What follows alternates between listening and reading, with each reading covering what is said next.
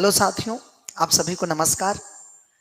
साथियों, हाल ही में UPSC prelims 2024 संपन्न हुआ है और जैसा कि छत्तीसगढ़ में पिछले एक साल से ट्रेंड चल रहा है कि यूपीएससी वर्सेस सीजीपीएससी, तो जरूरी यह हो जाता है कि हमें प्रीलिम्स के भी प्रश्नों का एनालिसिस करना पड़ेगा। और जैसा कि हम देख रहे हैं, हाल ही में मेंस का भी एग्जाम संपन्न हो गया, उसमें भी क्वेश्चंस के लेवल काफी हाई थे और काफी अच्छे थे। जरूरी है हमें भी अपने तैयारी को बेस्ट लेवल पर करने की, ताकि कोई भी एग्जाम हो ना छूटे और हम उसे क्रैक जरूर करें। फिर बात आगे चलते हैं और देखते हैं। अब हमारा अगला टारगेट है सीजीपीएससी 2024, जो फरवरी 2025 में होने वाला है। तो साथियों, उसके लिए आपको तैयारी अभी से शुरू करनी पड़ेगी, क्योंकि कल कभी नहीं आता, शुरुआत आज से होनी चाहिए। तैयारी के लिए जो विद्यार्थी जुलाई 2024 से जुड़ जाएगा फरवरी 2025 के लिए और जून 2025 के लिए, उसका निश्चित तौर पर प्री और मेंस दोनों क्रैक होगा। तो तैयारी एक दिन में, 2 दिन में नहीं होती है। इसके लिए आपको एक प्लान बनाकर, एक पैटर्न बनाकर पढ़ना पड़ता है। खैर छोड़िए, आगे बढ़ते हैं। साथियों, आइए देखते हैं, मैं आपके लिए लेकर के आया हूं। साथियों, आज मैं आपसे यूपीएससी 2024 के संविधान और राज्य व्यवस्था विषय पर चर्चा करने आया हूं। हम देख रहे हैं संविधान विषय यूपीएससी में तो ज्यादा नंबर के लिए आता ही है, साथ ही हम देख रहे हैं ट्रेंड बदला है कि सीजीपीएससी में भी संविधान के ज्यादा नंबर के प्रश्न आ रहे हैं। इसके साथ साथ अन्य प्रतियोगी परीक्षाओं में, चाहे व्यापम में, अन्य परीक्षा में भी क्वेश्चंस संविधान के ज्यादा पूछे जा रहे हैं। अब प्रश्न तो प्रश्न है, कॉन्सेप्ट आपको पता होगा तो क्वेश्चंस बनेंगे, अदर नॉट। ठीक, तो आप तैयार रहिए उस लेवल पर पढ़ने के लिए। क्लियर है बात? मैं आज चर्चा करूंगा आपके सामने यूपीएससी के संविधान में आए हुए प्रश्नों को विशेष करके, जिससे हमको सीजीपीएससी और छत्तीसगढ़ के अन्य प्रतियोगी परीक्षा में भी लाभ हो सके और हम अपनी तैयारी को उस लेवल पर अंजाम दे सकें जिस लेवल पर अब वर्तमान पैटर्न में पूछे जा सकते हैं, और उस लेवल पर आपको तैयार भी रहना चाहिए। साथियों, लगातार एक चर्चा गर्म है कि यूपीएससी वर्सेस सीजीपीएससी, तो क्यों ना हम ठीक यूपीएससी को भी ध्यान में रख के अपनी सीजीपीएससी की तैयारी करें। ये भी जरूरी है। यूपीएससी को ध्यान में रखकर तो ऐसे कौन कौन से संविधान में प्रश्न आए, कौन कौन से दायरों को कवर किया गया और किस लेवल पे प्रश्न पूछे गए, इसके क्वांटम प्रकृति को जानना बहुत आवश्यक है। संविधान एक ऐसा विषय है जिसमें आपको समझ की आवश्यकता है, जिससे आप कोई भी प्रश्न को सॉल्व कर सकते हैं। चलिए आइए इन्हीं अप्रोच को देखते हैं। और मेरा राज्य भर में प्रतियोगी परीक्षा सीजीपीएससी की तैयारी कर रहे और अन्य प्रतियोगी परीक्षाओं की तैयारी कर रहे स्टूडेंट से मैं यही कहूंगा कि आप अपनी तैयारी को सबसे बेहतर लेवल पर रखें। तो आइए यूपीएससी के क्वेश्चंस को देखते हैं और समझते हैं संविधान में। क्लियर है बात? ठीक।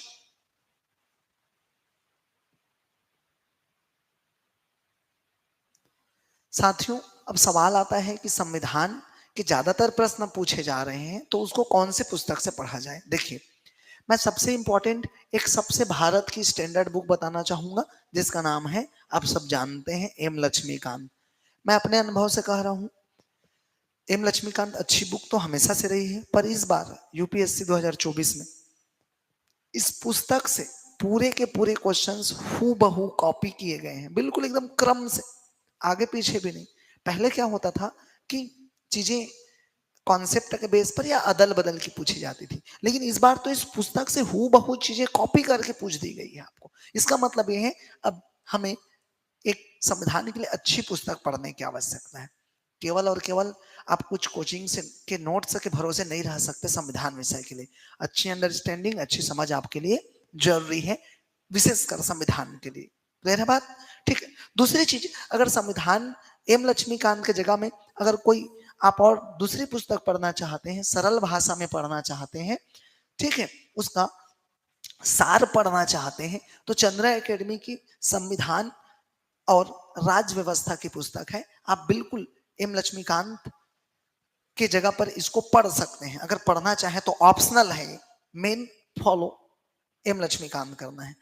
छत्तीसगढ़ या अन्य राज्यों की प्रतियोगी परीक्षाओं को ध्यान में रख के इसको डिजाइन किया गया है। तो एक संविधान की समझ विकसित करने के लिए बढ़िया पुस्तक साबित हो सकती है चंद्रा एकेडमी की संविधान और राज्य व्यवस्था की पुस्तक। तो दो पुस्तक मैंने आपको बताया, दोनों पुस्तक आप प्रिफर कर सकते हैं। ठीक, चलिए आइए प्रश्नों की शुरुआत करते हैं और देखते हैं आखिर यूपीएससी कैसा प्रश्न पूछता है और हमें किस लेवल पर सीजीपीएससी में भी तैयार रहना होगा। तो आइए मैं चंद्र सर आपके सामने संविधान विषय का व्याख्या लेकर के आ रहा हूं और देखते हैं और समझते भी हैं प्रश्नों की क्वालिटी को।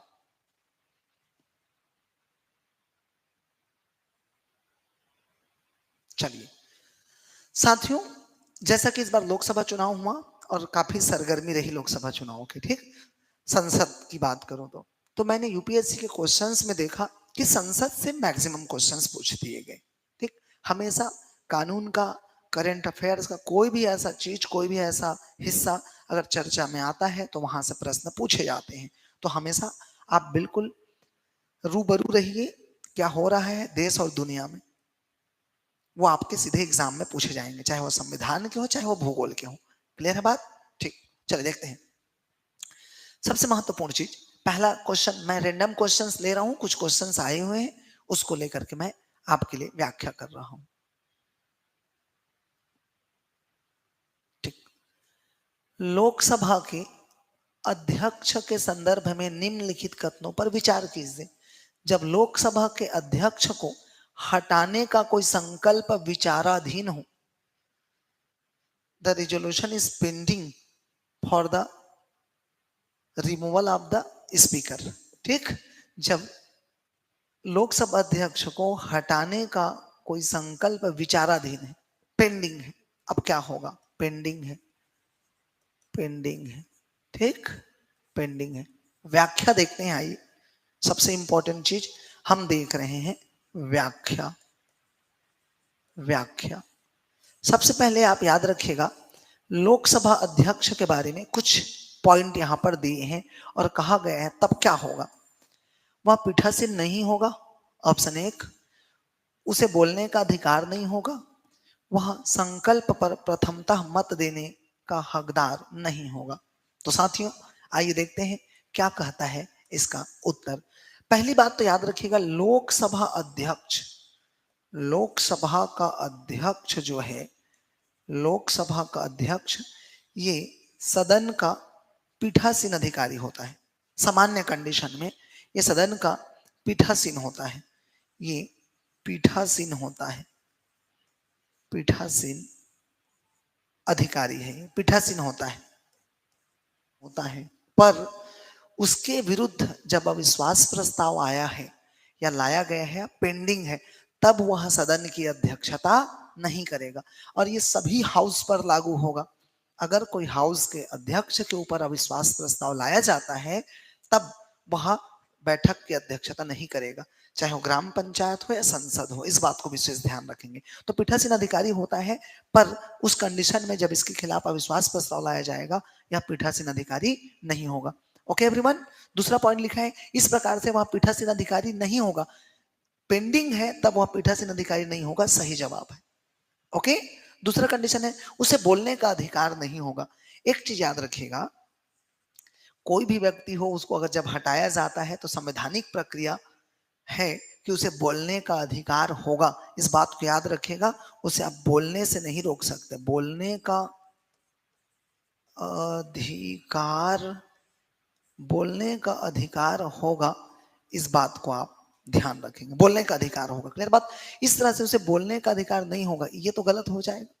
अगला आते हैं, वह संकल्प पर प्रथमतः मत देने का हकदार नहीं होगा। अब देखिएगा ध्यान से, लोकसभा अध्यक्ष को निर्णायक वोट देने का अधिकार होता है सदन में। कौन सा वोट देता है? निर्णायक मत देता है। जब कोई मुद्दा बराबर आ जाता है, ठीक है, किसी मामले पर मत होता है और टाई हो जाता है, तब लोकसभा अध्यक्ष उस पर निर्णायक मत देता है। क्लियर बात? लेकिन नियम यह कहता है कि जब लोकसभा के स्पीकर के विरुद्ध अविश्वास प्रस्ताव आएगा या हटाने का कोई संकल्प पेंडिंग रहेगा तो सबसे पहले सदन में वही मत डालता है। अतः उसे सदन में प्रथमतः मत डालने का अधिकार है भाई, क्योंकि टाई हो जाएगा तो उसको अंतिम में वोट डलवाएंगे ही, उससे अच्छा उसको पहले ही वोट डलवा लो ना, क्योंकि उसी के खिलाफ अविश्वास प्रस्ताव है।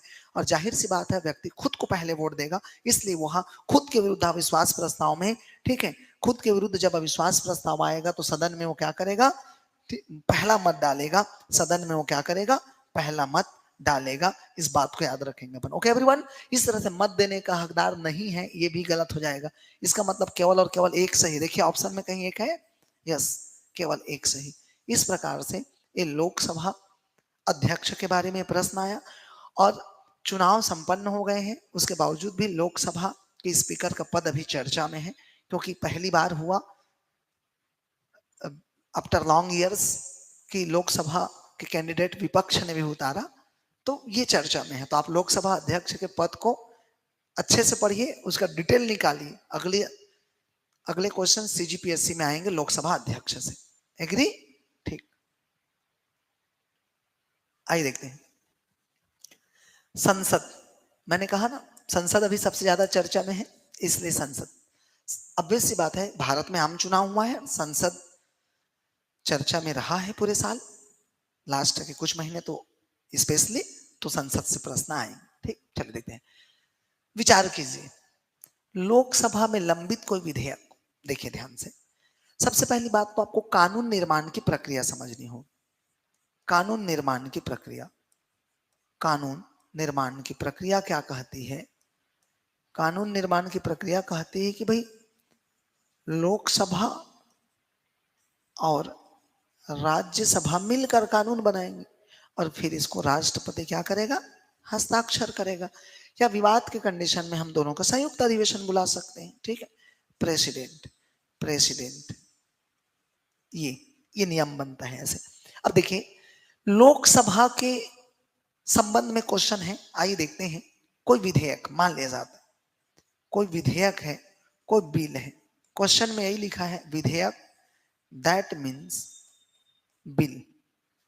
हमने इस बिल को कहा लोकसभा, हमने इसको पेश किया लोकसभा में, इंट्रोड्यूस इन लोकसभा, लोकसभा ए लीजिए लोकसभा में। और लोकसभा में क्या है, लंबित है, लंबित दैट मीन्स पेंडिंग है, लोकसभा में पेंडिंग है। अब क्या होगा, तो भाई लोकसभा में कोई भी विधेयक अगर पेंडिंग है तो इस बात को याद रखेंगे, अगर लोकसभा में कोई विधेयक पेंडिंग है और लोकसभा भंग हो जाए, लोकसभा विघटित हो जाए, लोकसभा क्या हो जाए, उसका विघटन हो जाए, लोकसभा भंग हो जाए, तो क्या होगा, वो विधेयक भी क्या हो जाएगा, समाप्त हो जाएगा, व्यपगत हो जाएगा। इमेजिन करिए कोई वस्तु किसी भवन में रखी है और वो भवन ही गिर जाए तो उस वस्तु का चकनाचूर होना लाजमी है। सिंपल सी बात, उस विधेयक के साथ भी यही हो रहा है। आगे बढ़ूं मैं, तो व्यपगत हो जाता है, ये बिल्कुल सही जवाब है। आगे बढ़ते हैं, देखते हैं अगला पॉइंट, सही जवाब। ठीक, लोकसभा द्वारा पारित और राज्यसभा में लंबित कोई विधेयक लोकसभा के विघटन हो जाने पर व्यपगत हो जाता है। अब ऐसे समझिए बात को, मान लेते हैं कोई विधेयक है, मान लेते हैं कोई विधेयक लोकसभा में क्या हो गया, पारित हो गया। लोकसभा में पारित होने के बाद इस विधेयक को हम कहां भेजेंगे, राज्यसभा के पास भेजेंगे। और विधेयक राज्यसभा में क्या है, लंबित है, यहां पेंडिंग है, पेंडिंग है, लोकसभा में क्या है, पेंडिंग है। तब कहा गया इसी बीच लोकसभा क्या हो जाता है, भंग हो जाता है। तब क्या होगा, अब याद रखिएगा ये बिल कहां से आ रहा है, देखिए तो लोकसभा द्वारा पारित, इसका मतलब वो विधेयक पहले लोकसभा में क्या हो चुका है, पारित हो चुका है। ठीक है, मतलब लोकसभा से पारित होके कहां आ रहा है, वो राज्यसभा में आ रहा है। लोकसभा से पारित, आपको कॉन्सेप्ट से पकड़ना पड़ेगा, याद रखना पड़ेगा। ठीक है, सूचना भेजा किसने, तो सूचना भेजने वाला है लोकसभा, भाई यही पारित करके भेज रहे हैं ना, और यहाँ पेंडिंग है, और खुद लोकसभा भंग हो गया, मतलब सूचना भेजने वाला ही नहीं रहा, तो उस सूचना का कोई अर्थ नहीं रह जाएगा, अर्थात वो सूचना भी समाप्त हो जाएगा। मैं एग्जाम्पल दे रहा हूं, उसी प्रकार लोकसभा द्वारा पारित कोई विधेयक जो राज्यसभा में पेंडिंग है और लोकसभा के विघटन होने से उस, ठीक है, विधेयक कभी क्या हो जाएगा, समाप्त हो जाएगा, मतलब व्यपगत हो जाएगा। सही जवाब है, समझते जाइए, आगे कॉन्सेप्ट आएगा, आपका एक टॉपिक खत्म हो जाएगा। कि लोकसभा के विघटन का विधेयकों पर प्रभाव एक टॉपिक है संविधान में। चलिए आगे देखते हैं तीसरा पॉइंट। कोई विधेयक जिसके संबंध में भारत के राष्ट्रपति ने दोनों सदनों की संयुक्त बैठक, ये मैंने बताया था कि भाई जरूरत पड़ने पर राष्ट्रपति दोनों का संयुक्त अधिवेशन बुला सकता है विवाद की स्थिति में। संयुक्त अधिवेशन आहूत करने के अपने आशय की सूचना दे दी है। लोकसभा का विघटन हो जाने पर विधेयक व्यपगत हो जाता है। इसका कहने का मतलब ये है, ये कह रहा है कि भैया लोकसभा और राज्यसभा का संयुक्त अधिवेशन राष्ट्रपति ने क्या किया है, बुलाया है संयुक्त अधिवेशन। और इसी बीच संयुक्त अधिवेशन बुलाने के बाद लोकसभा का क्या हो गया, ठीक, दोनों का हमने संयुक्त अधिवेशन बुलाया, मान लेते हैं, ठीक है, ज्वाइंट सेशन, संयुक्त अधिवेशन बुलाया, संयुक्त अधिवेशन बुलाया, संयुक्त अधिवेशन बुलाया। लेकिन ठीक इसी समय लोकसभा क्या हो गया, विघटन हो गया, ये लोकसभा का विघटन हो गया। अब क्या होगा, तो सिंपल सी बात है, याद रखेगा, राष्ट्रपति ने अगर संयुक्त अधिवेशन बुलाया है तो उसकी आज्ञा की अवहेलना आप नहीं कर सकते। यथा समय उसी समय पर संयुक्त अधिवेशन होगा और वो विधेयक पारित किया जाएगा। अतः संयुक्त अधिवेशन ये विधेयक जो है व्यपगत नहीं होगा, और यहाँ पर लिख दिया है व्यपगत हो जाता है, इसका मतलब एक गलत जवाब है। तो याद रखेगा, राष्ट्रपति ने अगर संयुक्त अधिवेशन बुला दिया है तो चाहे भंग क्यों ना हो जाए, संयुक्त अधिवेशन में आएंगे और दोनों एक साथ आकर के बैठेंगे और उस विधेयक को पारित करेंगे, क्योंकि this is an president order. Okay everyone, ठीक। इस प्रकार से केवल एक और दो सही, केवल एक और दो सही है। चलिए आगे बढ़ रहा हूं मैं। लीजिए, ये संसद का लगातार दूसरा प्रश्न है। भारतीय संसद के संदर्भ में फिर से एक प्रश्न आ गया। निम्नलिखित कथनों पर विचार कीजिए। आइए भारतीय संसद के संदर्भ में जो प्रश्न दिए गए हैं उस पर हम विचार कर रहे हैं। देखते हैं भैया क्या प्रश्न है। भारत के राष्ट्रपति द्वारा किसी सदन के सत्रावसान, अब देखिए सबसे पहले सत्रावसान के लिए मंत्री परिषद के परामर्श की आवश्यकता है, पॉइंट एक। नंबर दो, सदन का सत्रावसान सामान्यतः सदन के अनिश्चित काल के लिए स्थगित होने के पश्चात किया जाता है, किंतु भारत के राष्ट्रपति द्वारा उस सदन का सत्रावसान करने पर कोई वर्जन नहीं है जो सत्र में है। ओके। थर्ड, लोकसभा का विघटन भारत के राष्ट्रपति द्वारा असाधारण परिस्थितियों को छोड़कर मंत्री परिषद की परामर्श से किया जाएगा। संसद संसद संसद। ओके, ठीक, देखते हैं आगे आगे। सबसे पहले याद रखिएगा, एक प्रोविजन है आर्टिकल 85, इसके तहत भारत का राष्ट्रपति संसद का सत्र बुला सकता है, संसद का सत्र बुलाता है, कॉल फॉर अ सेशन, सत्र बुला सकता है, संसद का सत्रावसान कर सकता है, सत्रावसान कर सकता है संसद का, और तीसरा होता है लोकसभा को भंग कर सकता है। ए, लोकसभा को भंग कर सकता है, लोकसभा को भंग, संसद को भंग गलत हो जाएगा ना, ध्यान रखोगे, क्योंकि राज्यसभा स्थायी सदन है, वो भंग नहीं होता, तो संसद को भंग कर सकता है। ये तीनों राष्ट्रपति के पास पावर है। अब समझिएगा बात को ध्यान से, तीनों राष्ट्रपति के पास पावर है। मैं आपको बता दूं, ये तीनों के तीनों राष्ट्रपति की विधायी शक्ति है, राष्ट्रपति की ये तीनों के तीनों विधायी शक्ति है, विधायी शक्ति है। That means legislature power of the president. और याद रखिएगा, चाहे वो कोई सा भी विधायी शक्ति हो, राष्ट्रपति इसका प्रयोग जो है वो मंत्री परिषद की सिफारिश और सलाह पर करेगा। सिंपल कॉन्सेप्ट समझिए, जल्दी है कॉन्सेप्ट, है ना। आप रट के मत पढ़िए किसी भी चीज को, रटने पर फोकस ही नहीं करना है, समझना है हर चीज को, ठीक। कॉन्सेप्ट क्लियर होगा, कितना भी घुमा के प्रश्न दे आपसे बनेगा। तो ये सिंपल सी चीज है, आपको पता होना चाहिए। एक विधायी शक्ति है और किसी भी विधायी शक्ति का प्रयोग राष्ट्रपति, ठीक है, राष्ट्रपति करेगा, किसके सलाह से करेगा, तो मंत्री परिषद के सिफारिश पर करेगा, परामर्श से करेगा, चाहे वो कोई सा भी विधायी शक्ति हो प्रेसिडेंट के पास। आइए कॉन्सेप्ट पर चलते हैं और क्वेश्चंस को देखते हैं। नंबर एक, भारत के राष्ट्रपति द्वारा किसी सदन का 17वां यस 17वां करता है इन सेशन। ओके चलिए देखते हैं के लिए मंत्री परिषद की परामर्श की आवश्यकता नहीं होती है। कॉन्सेप्ट एकदम क्लियर है, मैंने बता दिया। इसका मतलब होती है, बिना परामर्श नहीं करेगा क्या हो जाएगा, गलत जवाब। ठीक। दूसरा, सदन का 17वां सामान्यतः सदन के अनिश्चित काल के लिए स्थगित होने के पश्चात किया जाता है। सही बात है, लोकसभा अध्यक्ष पहले उसको अनिश्चित काल के लिए स्थगित करता है, फिर राष्ट्रपति ठीक है 17वां डिक्लेयर करता है। किंतु भारत के राष्ट्रपति द्वारा उस सदन का 17वां करने पर कोई वर्जना नहीं है जो सत्र में है। हाँ ऐसा है, और एम लक्ष्मीकांत में स्पष्ट लिखा हुआ है कि राष्ट्रपति उस सत्र को भी 17वां कर सकता है जो सत्र में है, अभी चल रहा है, कोई इशू नहीं। तो ये सही जवाब है।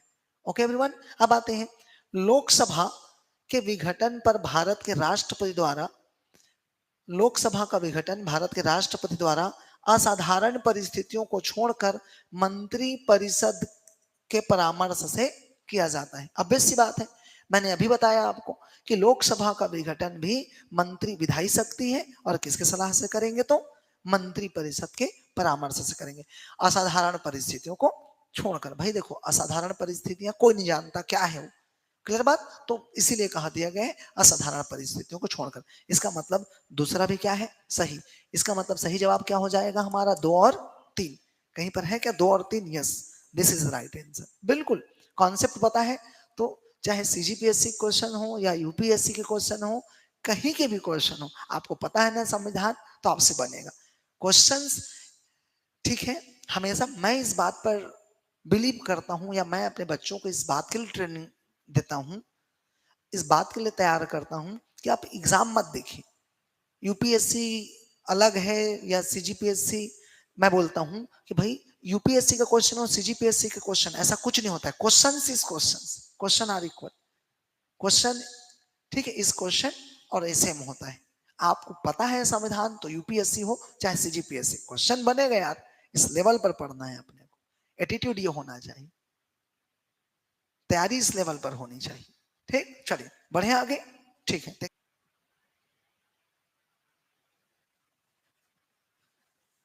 देखिए एक और सबसे चर्चित मुद्दा, मैं हमेशा कहता हूं जो चर्चा में होगा वो सीधे परीक्षा में आएगा, नारी शक्ति वंदन अधिनियम। यस, तो छत्तीसगढ़ पीएससी वाले भी तैयार रहो, और अन्य एग्जाम की तैयारी करने वाले भी तैयार रहे। नारी शक्ति वंदन अधिनियम काफी चर्चित रहा और डायरेक्ट एग्जाम में यूपीएससी प्रीलिम्स में पूछा गया। आइए इसका डिटेल करते हैं। सबसे पहले हम देखते हैं नारी शक्ति वंदन अधिनियम, इसके बारे में हमको जानना पड़ेगा। ठीक, पूरा मैं क्लियर करा रहा हूं, ये कॉन्सेप्ट क्लियर हो जाएगा तो आगे आने वाले एग्जाम में भी फायदा होगा। इसमें तो हम देखेंगे, इसका सॉल्यूशन बनाएंगे। सबसे पहली बात, महिला को 33% आरक्षण देने के लिए, ठीक है, महिला आरक्षण, महिला आरक्षण कितना परसेंट, 33%। महिला आरक्षण 33% देने के लिए कहा जी, तो लोकसभा में और राज्य विधानसभा में, लोकसभा और राज्य विधानसभा में ये देने के लिए लाया गया है। ओके एवरीवन, चीजें क्लियर है, आपको समझ आ रही हैं उम्मीद कर रहा हूं। ठीक, मुझे ऑन मोबाइल में देखने वाले भी और इस क्लास में भी देखने वाले सबको क्लियर हो रहा होगा। आप जरूरत पड़ने पर अपने क्वेश्चंस भी मुझसे पूछ सकते हैं। स्पेशली यहाँ बैठे नारी शक्ति, आपके लिए ये अधिनियम लाया गया है भाई, आप पूछ सकते हैं क्वेश्चन। ओके ठीक, देखते हैं आगे। तो नारी शक्ति वंदन अधिनियम, महिलाओं को कितना परसेंट आरक्षण दिया गया, 33%। कहां कहां, केवल लोकसभा और राज्य के विधानसभाओं में। ठीक है, बढ़ते हैं आगे। इस विधेयक के पारित हो जाने से, ठीक है, सबसे पहली बात ध्यान रखिएगा, ये जो अधिनियम लाया गया 128वां संविधान संशोधन विधेयक बना। ठीक, 128वां नंबर का विधेयक बिल, और ये पास हो जाने के बाद ये 106वां संविधान संशोधन अधिनियम बना, अधिनियम। ठीक, इस बात को ध्यान रखिएगा। हालांकि भी इस संशोधन पर आधे से अधिक राज्यों की सहमति बचा हुआ है। लोकसभा और राज्यसभा ने इसे पारित कर दिया और राष्ट्रपति ने इसे हस्ताक्षर कर दिया। इसके साथ ये अधिनियम बन गया, पर आधे से अधिक राज्यों की सहमति इस पर अभी बाकी है। Ratification of the state. Okay everyone, ठीक है, ये चीजें हो गई महिला आरक्षण के संबंध में। अब देखते हैं, ध्यान से सुनिएगा, ध्यान से।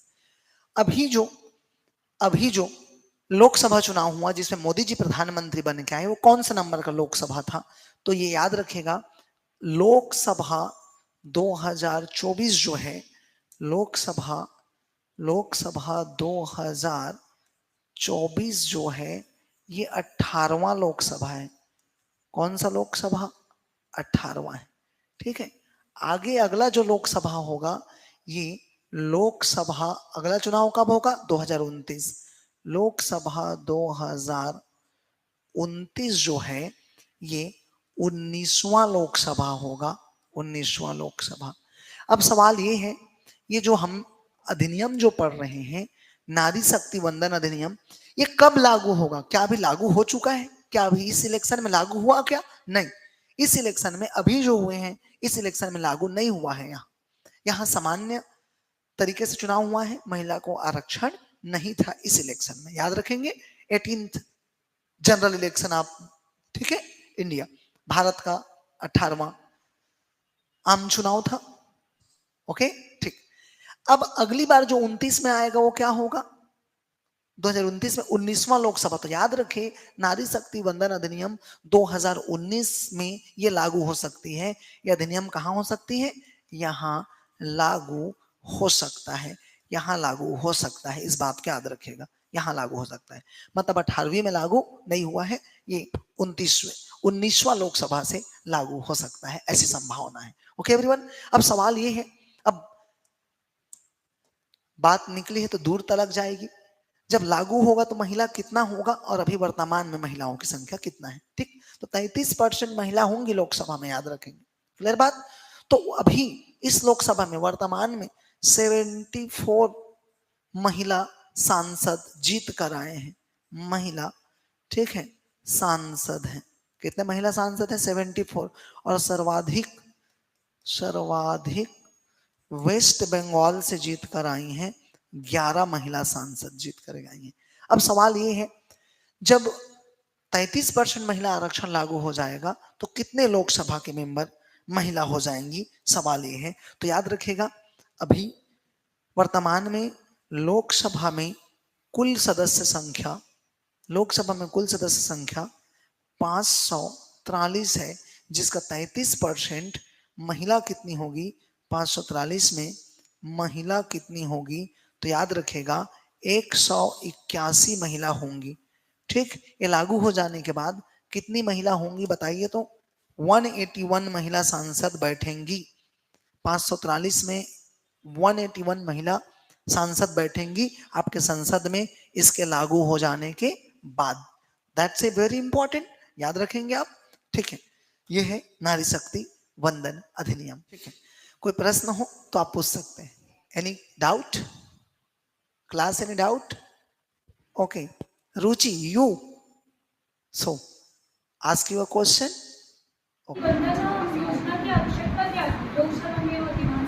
ठीक है, ओके, ठीक है। अब देखिए ध्यान से, देश में आधी स्थिति किसकी है? महिलाओं की। ठीक है, तो कानून निर्माण में उनका भी प्रतिनिधित्व आधा होना चाहिए। और ये वर्ड जो है, ये दौर जो है, वुमेन एम्पावरमेंट का, नारी शक्ति सशक्तिकरण का, तो हम उनको प्रतिनिधित्व नहीं देंगे तो नारी कैसे आगे बढ़ेगी? समझ रहे बात को? अब देखिए ध्यान से, अब एक चीज बच गई इसमें। हमने सभी पहलुओं पर चर्चा किया। अब महत्वपूर्ण क्या है, क्या महिला आरक्षण पूरे आजीवन के लिए दे दिया गया है या कोई समय सीमा रखी गई है? तो याद रखिएगा, ये महिला आरक्षण जो दिया गया है अभी, कितने समय सीमा के लिए है? समय सीमा कितना है इसका? तो याद रखिए, यह विधेयक अभी फिलहाल 15 वर्ष के लिए लागू किया जा रहा है, या कह सकते हैं कि 15 वर्ष बाद 15 वर्ष बाद 15 वर्ष बाद संसद चाहे तो इसे आगे बढ़ा सकती है। संसद संसद इसे आगे संसद इसे आगे बढ़ा सकती है। मतलब संसद चाहे तो इसे आगे बढ़ा सकती है या नहीं भी बढ़ाए तो वो उसकी मर्जी है। इसका मतलब यही है कि यह व्यवस्था परमानेंट नहीं है, यह व्यवस्था ठीक है कुछ सालों के लिए है, यह व्यवस्था परमानेंट नहीं है। इसे अभी फिलहाल 15 वर्षों के लिए लाया जा रहा है और 15 वर्ष बाद चाहे तो संसद इसे आगे बढ़ा सकती है। ओके एवरीवन, इसका मतलब यह है ठीक, जैसा कि एक एग्जांपल मैं दूं, भारत में जब विधायिका में एसटी एससी के लिए आरक्षण लाया गया था तो वह भी आजीवन नहीं था, लेकिन कुछ वर्षों बाद या हर 10 साल में उसे संशोधन के साथ आगे बढ़ाया जाता है। सिंपल सी बात है, नारी शक्ति या नारी सशक्तिकरण को ध्यान में रख करके लोकसभा और राज्य विधानसभा में जो महिला आरक्षण जो मिलेगा 33%, ये भी कंटिन्यू जारी रहेगा और संसद के ऊपर है। देश की संसद तय करेगी कि आगे बढ़ाना है कि नहीं बढ़ाना है। क्लियर है बात? लेकिन एक चीज बताऊं भाई, एसटी एससी के लिए कोटा आया संसद में, ठीक, उनको सीटों का आरक्षण दिया गया, पर आज तक समाप्त तो हुआ क्या? नहीं हुआ, वो आगे बढ़ते रहता है। अब आपका उसे जो भी माने, चाहे वोट बैंक की राजनीति कहे या उनका सामाजिक आर्थिक स्तर अभी भी पिछड़े होने के कारण उसको दिया जा रहा है, ये भी सही है, दोनों तथ्य सही है। क्लियर बात?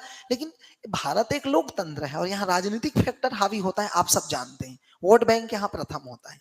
क्लियर है बात? तो महत्वपूर्ण ये है भाई, अब आप सोच के देखिए ना, देश में आधा जनसंख्या कितने का है? महिलाओं का। मतलब ठीक, अगर मैं कहूं तो 50% क्या है? महिला जनसंख्या है। और किसमें इतनी हिम्मत है कि पहली बात महिलाओं से पंगा ले, और वो भी 50% महिलाओं से। ठीक है, तो मुझे नहीं लगता कि ये फिर समाप्त किया जाएगा, क्योंकि वुमेन एम्पावरमेंट का दौर भी है, नारी सशक्तिकरण को हम बढ़ावा भी देते हैं, तो ऑब्वियस सी बात है कानून निर्माण की प्रक्रिया में महिलाओं का भी आना बहुत जरूरी है। ओके एवरीवन, ठीक। क्वेश्चन जो है सर, देश की 50% आबादी महिलाओं की है, उसमें 33% आरक्षण आप दे रहे हैं, तो एक लॉलीपॉप दिखाना, लॉलीपॉप देने की तरह है, एक सिर्फ पॉलिटिकल इश्यू ही है। क्या 33% आरक्षण दे देने से लेजिस्लेटिव असेंबली में या संसद में नीचे स्तर की जो महिलाएं हैं, क्या उनके जीवन स्तर में सुधार आएगा? अच्छा ठीक, आपका कहना है राहुल कि ये क्या लॉलीपॉप होगा कि 33% महिला आरक्षण देने से क्या होगा? तो भाई सिंपल सी बात है, महिलाओं के लिए कानून निर्माण में महिला संबंधित नीतियों, योजनाओं और जो भी भारत में महिला के कल्याण के लिए जब जब कार्य करने की योजना बनाई जाएगी, तब उसमें महिला की भूमिका होगी। और जब महिला स्वयं अपने लिए योजना बनाएगी तो बेहतर ढंग से कार्य करेगी, बेहतर कारगर होगी और महिलाओं का ज्यादा कल्याण सुनिश्चित होगा। उनको देखकर कुछ लोग मोटिवेट होंगे और आगे बढ़ेंगे। बिल्कुल, इसलिए आरक्षण दिया जाता है, ना कि सबको लोकसभा में बिठा सकते हैं। क्लियर है बात? कुछ को ही आरक्षण दिया जाता है एवरीबॉडी। तो इसलिए ये निश्चित तौर पर ये विधेयक महिलाओं के कल्याण और नारी सशक्तिकरण में महत्वपूर्ण भूमिका निभाएगी, ऐसा मैं मानता हूं। ओके ठीक, तो राजनीतिक दृष्टि से ना देखें, महिला सशक्तिकरण के दृष्टिकोण से देखें। ठीक, तेरे को भी राजनेता बनना है क्या रे? हैं ठीक है, ओके, है ना? तो आपका भाषण अच्छा लगा, थॉट सही है आपका, है ना? और नेता बनेगा पक्का तो। चलो ठीक है, आगे बढ़ता हूं। ओके एवरीवन, ओके, एक बात ध्यान रखेगा, इसमें 33% जो आरक्षण दिया गया है, ओके ठीक, 33% जो आरक्षण है, इसमें कोटे के अंदर कोटा है। ठीक है, अगर किसी भी कैटेगरी के लिए रिजर्व सीट है, ठीक, तो उस कोटे के अंदर महिलाओं को भी अलग से कोटा दिया गया है। तो याद रखिएगा, कोटे के अंदर कोटा। और आप सबको पता है कि नया संसद भवन बन चुका है। ठीक, तो नया संसद भवन में प्रस्तुत ये पहला विधेयक था, तो ये भी महत्वपूर्ण हो जाता है। इसलिए इसको अलग से आप ध्यान रखेंगे। रही बात, इस पूरे क्वेश्चंस के साथ पूरे एक्सप्लेनेशन का पीडीएफ मैं आपको भेज दूंगा, आप उसको एक बार देख लेंगे चंद्रा एकेडमी के टेलीग्राम चैनल से। यूट्यूब में आप वीडियो को देखिए, फिर एक बार पीडीएफ का एनालिसिस कर लेंगे। ओके एवरीवन, ठीक। आइए क्वेश्चंस पर अब ध्यान देते हैं, आंसर्स पर ध्यान देते हैं। मैंने इतनी सारी चीजें आपको पढ़ाई, इससे क्वेश्चंस बनना चाहिए। पहला सवाल, ये उपवन 18वीं लोकसभा से प्रभावी होंगे। मैंने क्या कहा, 18वीं से नहीं हुआ है, 19वीं से हुआ है, होगा मतलब ये गलत है। अधिनियम बनाने के बाद यह 15 वर्षों के लिए प्रवर्तन में होगा, सही है, 15 वर्षों के लिए होगा। संसद चाहे तो आगे बढ़ा सकती है।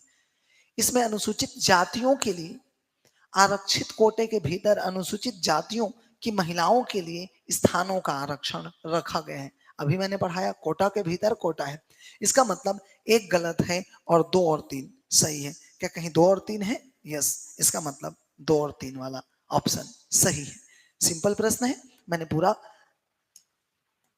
नारी शक्ति वंदन अभियान का डिटेल कराया, ये डिटेल आपके लिए काम आएगा, इसको आप नोट डाउन कर लेंगे। ठीक, महिलाओं को आरक्षण 33% केवल लोकसभा में ही और राज्य विधानसभा में ही देना मतलब क्या सही है? और इसके अलावा राज्यसभा, संसद में राज्यसभा और राज्य विधानमंडल में विधान परिषद होता है, उसमें वो प्रत्येक राज्य में नहीं होता, ये तो समझ में आ गया।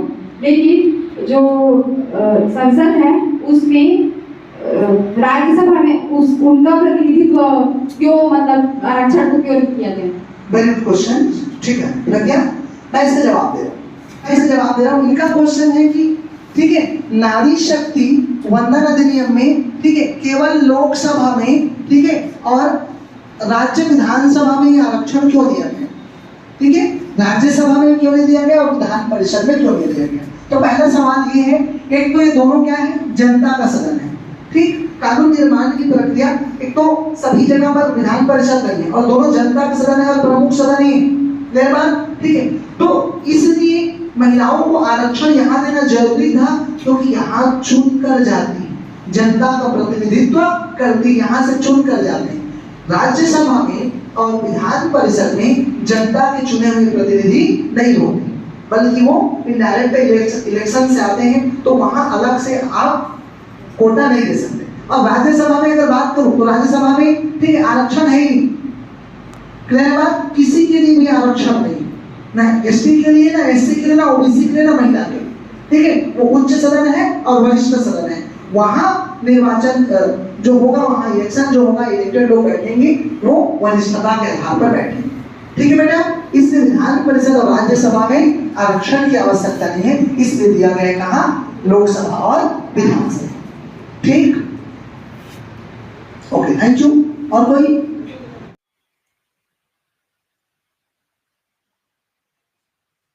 चलिए आइए देखते हैं प्रतिषेध रीट क्या है।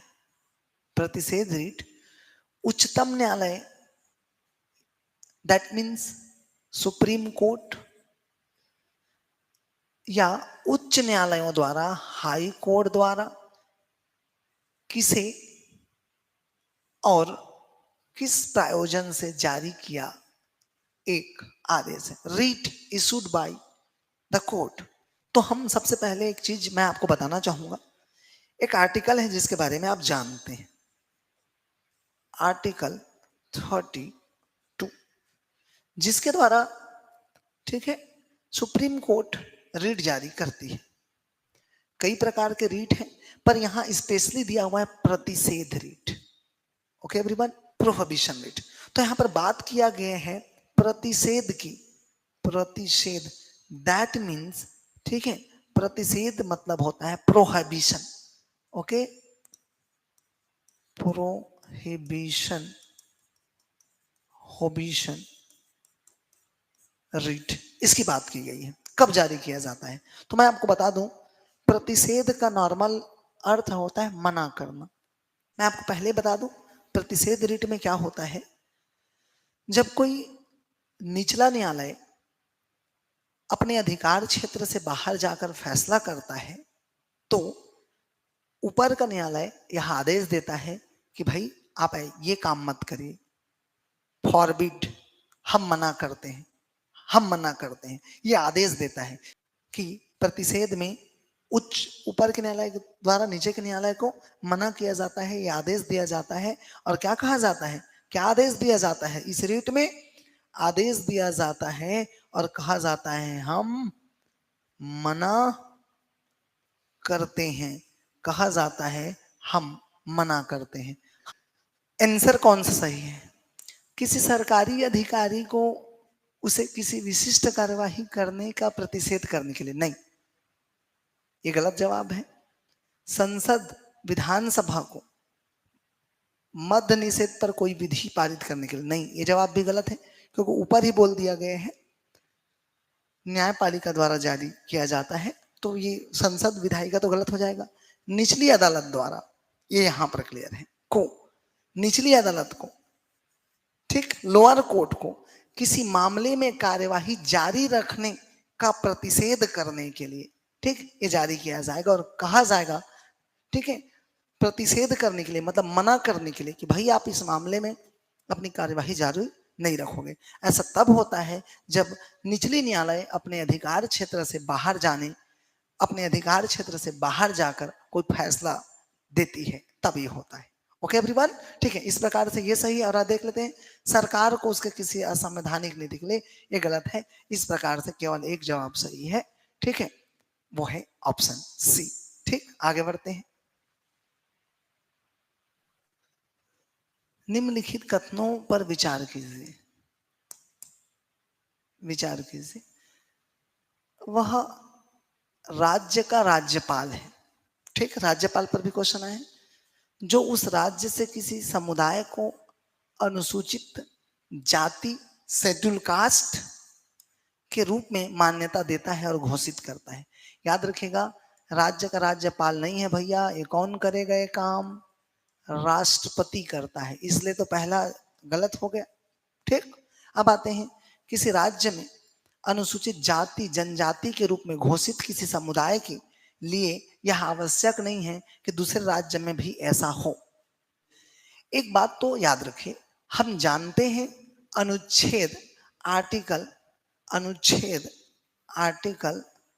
342 के तहत राष्ट्रपति किसी भी राज्य में अनुसूचित जाति की घोषणा कर सकता है। हालांकि वो राज्यपाल के परामर्श से करता है, पर यहाँ पर डायरेक्ट लिखा है राज्यपाल बोला है, तो वो गलत जवाब है। राष्ट्रपति करेगा आर्टिकल 342 के तहत।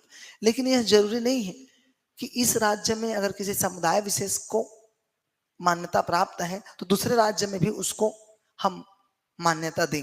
वो अलग अलग राज्यों के हिसाब से कंडीशन, स्थिति और परिस्थिति अलग अलग होती है, उस हिसाब से, ठीक, उनको अनुसूचित जाति का दर्जा दिया जाएगा। तो ये कोई जरूरी नहीं है कि उस राज्य अन्य राज्य में भी हो। इस प्रकार से सही है, केवल 2 सही जवाब है। ओके एवरीवन, अगले क्वेश्चन पर आ रहा हूं मैं।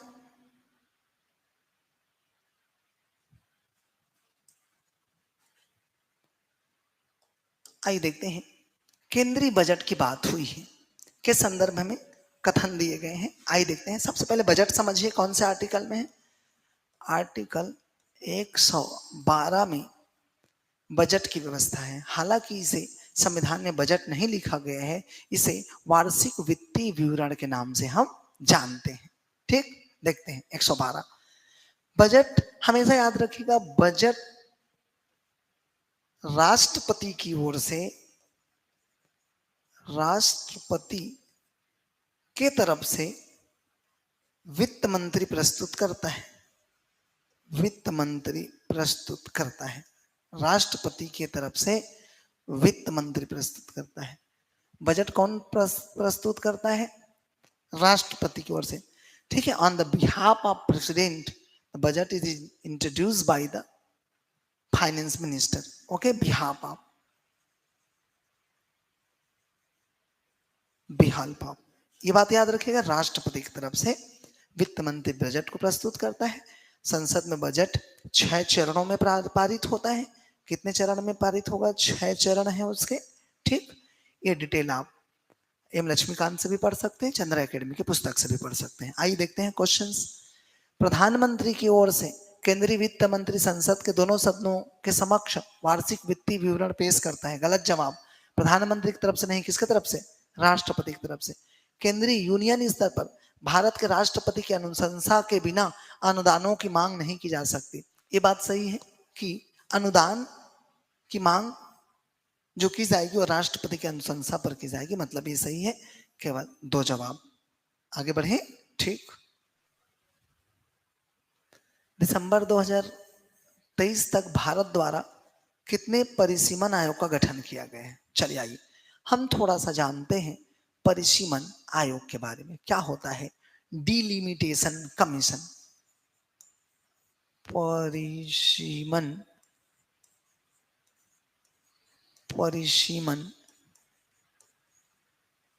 आयोग। परिसीमन आयोग क्या होता है? परिसीमन आयोग क्या होता है? ठीक है,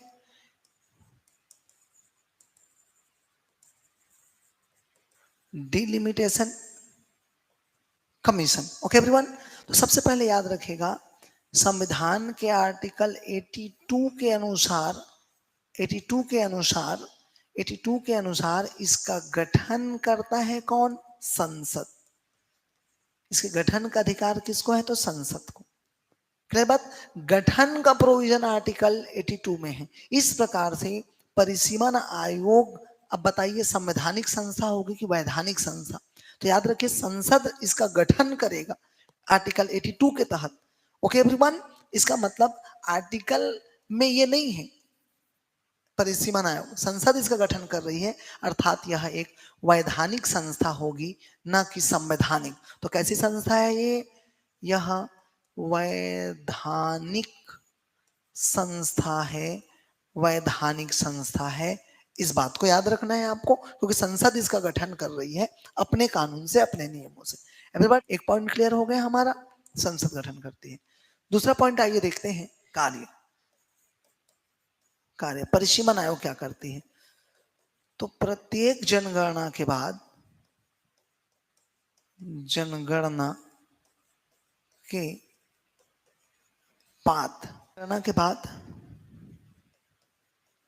उसके आधार पर, उसके डाटा के आधार पर भारत के सभी लोकसभा एंड राज्य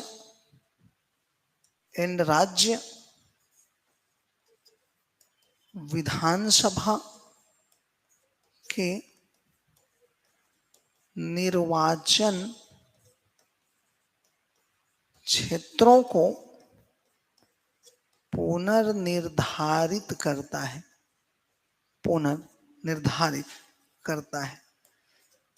है। साथ ही ये एससी और ठीक है एसटी की सीटों का भी परिसीमन करता है।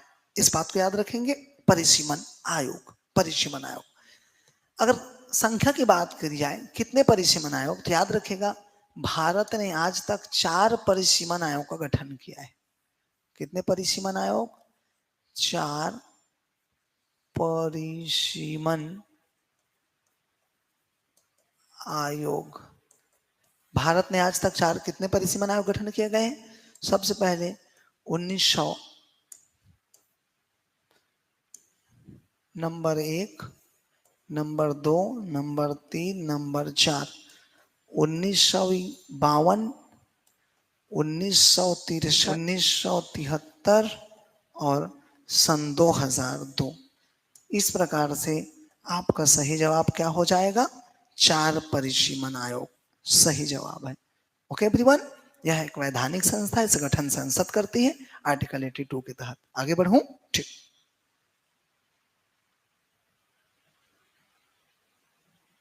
चलिए आइए देखते हैं, क्वेश्चन कह रहा है संविधान में 71वें संविधान संशोधन 1992 के द्वारा निम्न में से किस भाषा को शामिल करने के लिए संविधान की 8वीं अनुसूची में संशोधन किया गया? तो इसके लिए सबसे पहले आपको जानना पड़ेगा 8वीं अनुसूची के बारे में। तो याद रखिएगा संविधान की जो 8वीं अनुसूची है, संविधान की 8वीं अनुसूची इसमें कुल 22 भाषा है, कुल भाषा है इसमें कितने, 22 भाषा। पर याद रखिएगा इन 22 भाषा में से मूल संविधान में कितने थे, तो मूल संविधान में 14 भाषाएं थी, 14 भाषाएं थी ऑफिशियल लैंग्वेज। इसका मतलब 8 जो भाषा है वो बाद में जोड़े गए, 8 भाषा बाद में जोड़ा गया। तो आइए देखते हैं जोड़ा गया, कब कब जोड़ा गया, ये 8 भाषाएं कब कब जोड़ी गई, 8 भाषाएं। तो महत्वपूर्ण क्या है, ये 8 भाषाएं मैं आपके सामने ये बता रहा हूं, ये 8 भाषाएं कब कब जोड़ी गई। तो इसके लिए सबसे पहले एक भाषा जोड़ी गई, सिंधी। सबसे पहले हमने कार्यालयीन भाषा में इसमें संशोधन करने के लिए संविधान संशोधन करने की जरूरत पड़ेगी, ठीक है। तो इसके लिए हमने 21वां संविधान संशोधन 1967 किया। इसके द्वारा एक भाषा जोड़ी गई, सिंधी। सिंधी भाषा को पश्चिमी राजस्थान में बोली जाती है। उसके बाद हमने एक और संशोधन किया और इसका नाम था 71वां संविधान संशोधन 71वां संविधान संशोधन 1992, 71वां संविधान संशोधन 1992। और इस 71वां संविधान संशोधन 1992 से, ठीक है, 3 भाषा जोड़ी गई। कितनी भाषा, 3 भाषा जोड़ी गई। आइए देखते हैं 3 भाषा का नाम क्या क्या था। इस 3 भाषा को हम बोलते हैं, 3 भाषा को, एक को बोलते हैं माँ, को और ने। ऐसा फॉर्मूला बनाना है और कहना है माँ से मणिपुरी, और को से कोंकणी, और ने से नेपाली, ठीक, नेपाली। तो शायद ऑप्शन में दिख भी रहा है आपको कोंकणी, और क्वेश्चन यही है 71वां संविधान संशोधन में कौन कौन जोड़ा गया। तो हमारा काम यहां से बन गया, अब 3 और 1 4 भाषा हो गया और जोड़ा गया, ठीक है। इसका नाम है 92वां संविधान संशोधन में जोड़ा गया। कितनी भाषा, 4 भाषा। हालांकि हमारा प्रश्न इसमें बन गया, तो आइए आंसर इतना से बन जाएगा, तो पहले आंसर ले लेते हैं हम। और इसमें जोड़ा गया, ठीक है। ये देखिए 71वां संविधान संशोधन में कौन कौन सी भाषा जोड़ी गई, तो बोलिए माँ को ने, तो मणिपुरी, कोंकणी और नेपाली। 1 2 3 ऑप्शन में कहीं पर है क्या, 1 2 और 3, ये ऑप्शन सही में है। अगर आपको और 4 भाषा जानना है तो आइए मैं इन 4 भाषा को भी आपको बता देता हूं। इसका नाम है मैथिली, ठीक, मैथिली है, और है बोडो, डोंगरी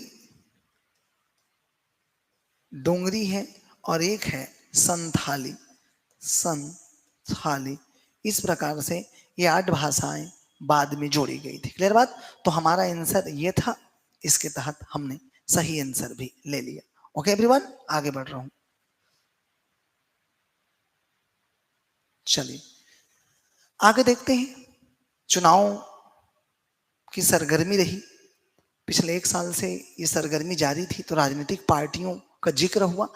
तो एक राजनीतिक पार्टियों के बारे में यहां पर भी पूछ दिया गया है। आइए देखते हैं कौन सही कौन गलत, ठीक है। तो भारतीय जनसंघ, बहुत कम लोगों को पता होगा कि भारतीय जनता पार्टी अपने अस्तित्व से पहले जनसंघ का एक हिस्सा रही है। तो जन का जो स्थापना है श्यामा प्रसाद मुखर्जी, उसमें के फाउंडर मेंबर थे, तो इसके नेता सही है।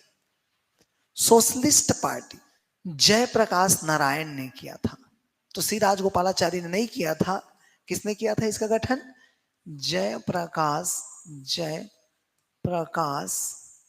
नारायण ने किया था। किसने किया था इसका गठन, जयप्रकाश नारायण ने। Congress for democracy, yes, Jagjivan Ram ने किया था, ये सही है, ठीक है।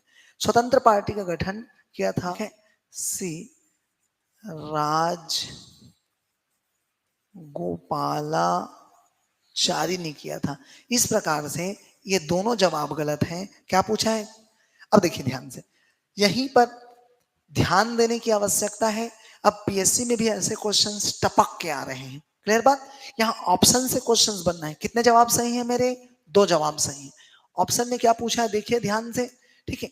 उपयुक्त में से कौन सही नहीं पूछा, कितने जवाब, how many answers is right, 1 answer and 2 answer.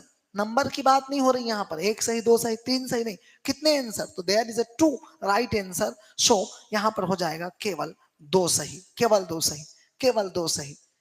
इस बात क्लियर? ये क्लियर है आपको? तो पीएससी में भी ऐसे प्रश्नों के लिए आप तैयार रहेंगे और प्रश्न को ध्यान से पढ़ेंगे फिर आंसर देंगे। ओके, ठीक। देखिए अगला प्रश्न, भारत के संविधान के संबंध में निम्नलिखित कथनों में से कौन सा सही है? संविधान के संबंध में नगर पालिकाओं की शक्तियां, संविधान के भाग 9 का नगरीय निकाय म्युनिसिपैलिटीज के बारे में दिया गया है, यस ये सही है, ठीक। आपात उपबंध संविधान के भाग 18 में है। इमरजेंसी प्रोविजंस भाग 18 सही है। संविधान के संशोधन से संबंधित उपबंध संविधान के भाग 20 में है, सही है, भाग 20, ठीक है, 368, ठीक। तो ये तीनों जवाब सही है। आइए देखते हैं ऑप्शन में होगा 1 2 और 3, तीनों सही हैं। सही उत्तर का चुनाव कीजिए। आइए अगला क्वेश्चन पर चलते हैं। चलिए, भारत के संविधान के अनुसार निम्नलिखित में से कौन सा कथन सही है? अंतरराज्यीय व्यापार और वाणिज्य राज्य सूची के अधीन एक राज्य विषय है। राज्य सूची के अधीन एक राज्य विषय है, ठीक है। एक बात ध्यान रखेगा, ये अंतरराज्यीय व्यापार और वाणिज्य ये संघ सूची का विषय है, राज्य का विषय नहीं है। किसका विषय है? संघ का विषय है। क्लियर बात? संघ का विषय है, ना कि राज्य का। इसलिए पहला जवाब क्या हो जाएगा? गलत हो जाएगा, ठीक है। आगे बढ़ते हैं और देखते हैं, दूसरे पॉइंट पर आते हैं। अंतरराज्यीय प्रवासन राज्य सूची के अधीन एक राज्य विषय है। याद रखिए, जी नहीं, ये राज्य विषय नहीं है। अंतरराज्यीय प्रवासन संघ का विषय है, इसलिए ये जवाब भी क्या हो जाएगा? गलत हो जाएगा। ओके, अंतरराज्यीय संघरोध संघ सूची के अधीन एक संघ विषय है। अब सवाल ये है संघरोध क्या है? ओके, तो संघरोध किससे आशय है? क्वारंटाइन। कोरोना लॉकडाउन के समय आपने इस क्वारंटाइन शब्द को बार बार सुना होगा। जी हाँ, क्वारंटाइन संघरोध का मतलब होता है किसी ऐसे संक्रामक भयानक बीमारी को फैलने से बचाने के लिए क्वारंटाइन या संघरोध करने की ये विषय किसके अधीन है? संघ का विषय है। इसका मतलब ये सही है। ओके, निगम कर राज्य सूची के अधीन एक राज्य विषय नहीं, ये भी एक संघ का विषय है, इसलिए ये आंसर भी गलत हो जाएगा, केवल और केवल, ठीक है। कथन सही है बोला गया तो सी सही जवाब है।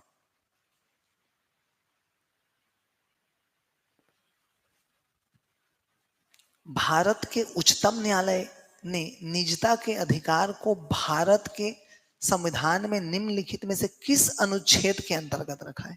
निजता का अधिकार, सबसे पहले आपको जानने की जरूरत है, ठीक है। प्राइवेसी, राइट टू प्राइवेसी, यही है निजता का अधिकार। तो निजता के अधिकार से आशय क्या है? निजता के अधिकार, सबसे पहले मैं बता दूं, निजता के अधिकार को आर्टिकल 21 के तहत संविधान में जगह दिया गया है। निजता के अधिकार को आर्टिकल 21 के तहत रखा गया है, इस बात को ध्यान रखिएगा। ये ऑप्शन दिया हुआ है, लेकिन आइए निजता के अधिकार को समझते हैं क्या है। राइट टू प्राइवेसी, निजता दैट मीन्स, ठीक है, एकांतता को भंग करना। निजता दैट मीन्स मैं अपने मोबाइल पर किससे बात कर रहा हूं, मेरा पर्सनल डाटा। ओके, आइए जानते हैं। निजता के अधिकार, राइट टू प्राइवेसी, आर्टिकल 21 के तहत जीवन जीने और व्यक्तिगत स्वतंत्रता के अधिकार के अंतर्गत इसे रखा गया है, ठीक। इस बात का ध्यान रखेंगे। लेकिन निजता के अधिकार की प्रकृति कैसी है? प्रकृति कैसी है? क्या आप को निजता असीमित अधिकार है? निजता का अनलिमिटेड है? क्या आप निजता के नाम पर बम बना सकते हैं, देश विरोधी गतिविधियों को अंजाम दे सकते हैं, या ऐसा कार्य कर सकते हैं जो भारत की एकता अखंडता को नुकसान पहुंचाए? नहीं, यह असीमित नहीं है। तो निजता का अधिकार कैसा है? युक्ति युक्त है, युक्ति युक्त है। युक्ति युक्त है, इसका मतलब है ठीक है, मतलब है इस पर प्रतिबंध लगाया जा सकता है, प्रतिबंध लगाया जा सकता है, प्रतिबंध लगाया जा सकता है। इसका मतलब not absolute, not absolute, can be restricted, can be restricted. हाँ ठीक, आप अपने बेडरूम में क्या कर रहे हैं वो आपकी निजता है, पर आप निजता के नाम पर देश की एकता अखंडता को नहीं तोड़ सकते, आप गलत कार्यों को अंजाम नहीं दे सकते। क्लियर है बात? ये युक्ति युक्त है, निजता का अधिकार, इस बात को रखेंगे। अब सवाल ये है कब आया, कब हमें ये निजता का अधिकार मिला या कब इसे आर्टिकल 21 में शामिल किया गया? तो याद रखिए ये आया 2017 में, ठीक है। सर्वोच्च न्यायालय के जजों की पीठ ने इसको फैसला दिया इस मामले में। पहले से बात चर्चा में थी, कई पिटीशन लगे थे कि निजता का अधिकार मूल अधिकार है कि नहीं, पर इसे निजता के अधिकार को जीवन जीने की स्वतंत्रता और व्यक्तिगत स्वतंत्रता के अंतर्गत मूल अधिकार माना गया आर्टिकल 21 के तहत। और ये फैसला आया 2017 में, और ये फैसला किस केस में आया तो 2012 के, ठीक है, केएस, ठीक है, पुट्टुस्वामी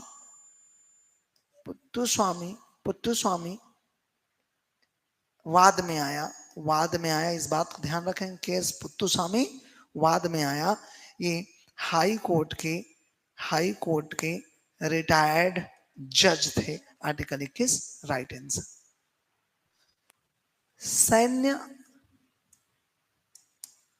सैन्य कार्य विभाग के प्रमुख के रूप में chief of defence staff CDS के कर्तव्य, सीडीएस एक चर्चित पद रहा है, ठीक, तो इससे क्वेश्चंस आए हुए हैं। याद रखिएगा चीफ ऑफ स्टाफ कमेटी की स्थायी अध्यक्ष होता है, सही है।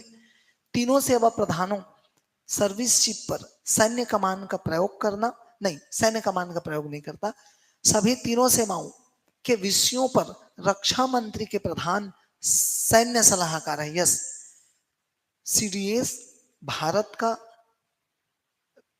के रक्षा मंत्री के सैन्य सलाहकार के रूप में कार्य करता है। क्लियर है बात? तो इस सीडीएस करगिल युद्ध के बाद हमने सीडीएस की नियुक्ति पर बल दिया और भारत ने सीडीएस पाया, प्रथम सीडीएस जनरल बिपिन रावत के रूप में। हालांकि वो हेलीकॉप्टर क्रैश में वो शहीद हो गए। इस प्रकार से कौन कौन सही? 1 और 3, तो 1 और 3 सही, ये ऑप्शन। आगे बढ़ रहा हूं।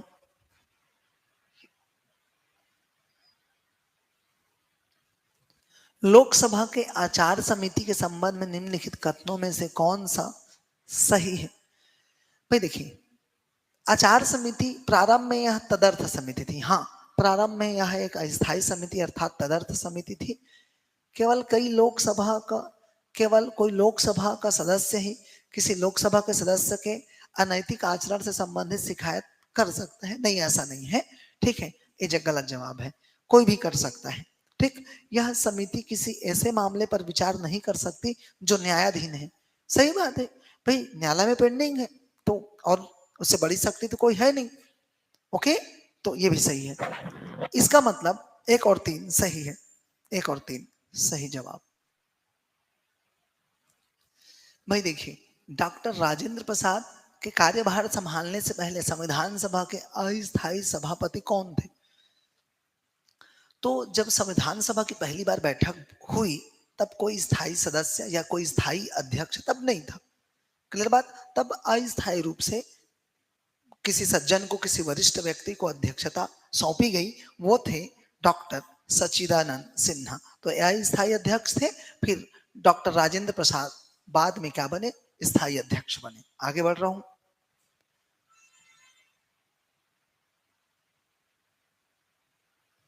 चलिए आगे देखते हैं।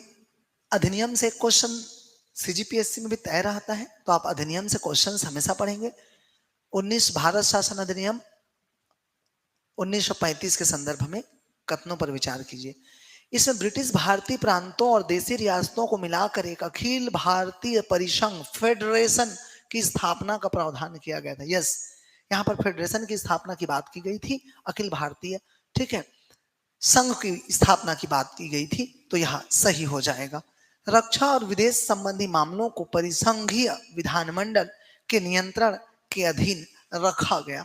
अब सवाल ये है, ठीक है, रक्षा और विदेश संबंधी मामले, बिल्कुल ये सही है, परिसंघीय विधानमंडल के नियंत्रण में इसे रखा गया, मतलब दोनों सही है। तो एक और दो, दोनों क्या है इसमें सही है। आगे बढ़ते हैं, आइए।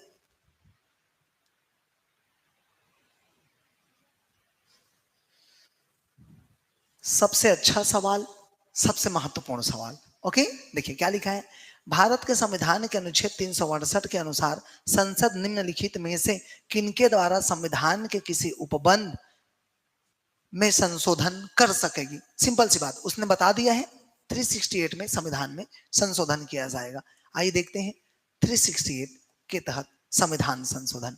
तो याद रखिएगा, संविधान संशोधन, अमेंडमेंट ऑफ द कॉन्स्टिट्यूशन, ये करती है, ठीक, ये आर्टिकल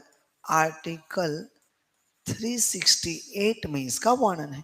करेगी कौन? तो याद रखिएगा, संविधान में संशोधन का जो अधिकार है ये हमेशा संसद के पास है, संसद के पास है, संसद के पास है, न कि राज्य विधान मंडल के पास है, न कि ये राज्य विधानमंडल के पास है। अब संसद कैसे करेगी, सवाल ये, संसद इसको कैसे करेगी।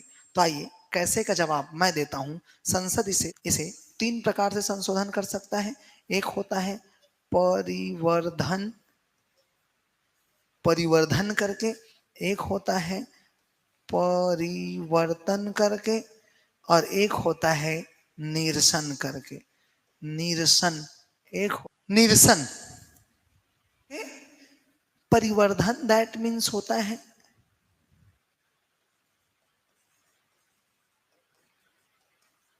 एडिशन, परिवर्तन दैट मीन्स होता है वेरिएशन, निरसन दैट मीन्स होता है, निरसन का मतलब होता है रिपील होता है, रिपील। आइए एक चीज जानते हैं, संसद हमेशा संशोधन करती है, आप इसको पढ़ते भी होंगे और समाचार पत्रों के माध्यम से सुनते भी होंगे, ठीक। एक चीज, संसद किसी भी, ठीक है, संवैधानिक प्रोविजन में संशोधन 3 तरीके से कर सकती है। एक परिवर्धन that means addition, add something new, संविधान में कुछ जोड़कर, और आप भी जानते हैं समय समय पर संविधान में कई बार नए प्रावधान जोड़े गए हैं, दैट इज परिवर्धन। हिंदी में समझ नहीं आते तो कभी कभी अंग्रेजी भी देख लिया करें। दूसरा परिवर्तन, परिवर्तन दैट मीन्स वेरिएशन, परिवर्तन करके, चेंज करके, प्रोविजंस को सुधार कर, नया बदल कर, उसमें, ठीक है, उसे नया रूप दे करके, change something.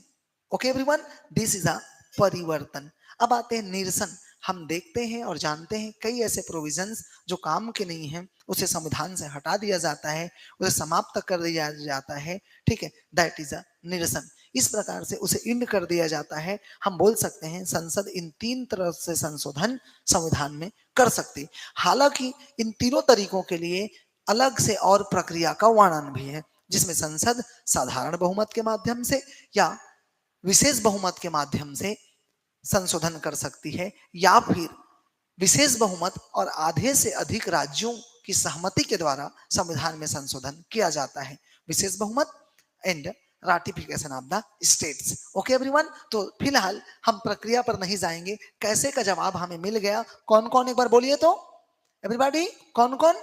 This is a परिवर्धन, परिवर्तन एंड व्हाट, निरसन। ओके, देखिए कहाँ का है, as it is, ये पूछा गया है परिवर्धन, परिवर्तन एंड निरसन, 1 2 और 3। So this is a, D is a right answer, ठीक है। हालांकि देखिए संसद जो है इसमें 3 प्रोविजन इसमें दिया हुआ है 368 के तहत, ठीक है। एक साधारण बहुमत, साधारण बहुमत, और एक विशेष बहुमत, विशेष बहुमत, और एक विशेष प्लस, एक विशेष प्लस आधे से अधिक राज्य की सहमति, आधे से अधिक राज्य की सहमति, राटिफिकेशन ऑफ स्टेट्स। अब अगर बात करूं तो 368 के तहत केवल और केवल इन दोनों को गिना जाएगा, इन दोनों को गिना जाएगा। साधारण बहुमत को 368 के तहत संविधान संशोधन नहीं माना जाएगा या उसे 368 के दायरे में नहीं रखा जाता। तो ये भी आप याद रखेंगे एवरीबॉडी, ठीक है। चलिए चलिए आइए देखते हैं।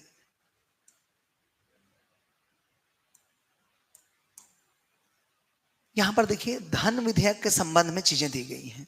धन विधेयक के संबंध में निम्नलिखित कथनों में से कौन सा सही है?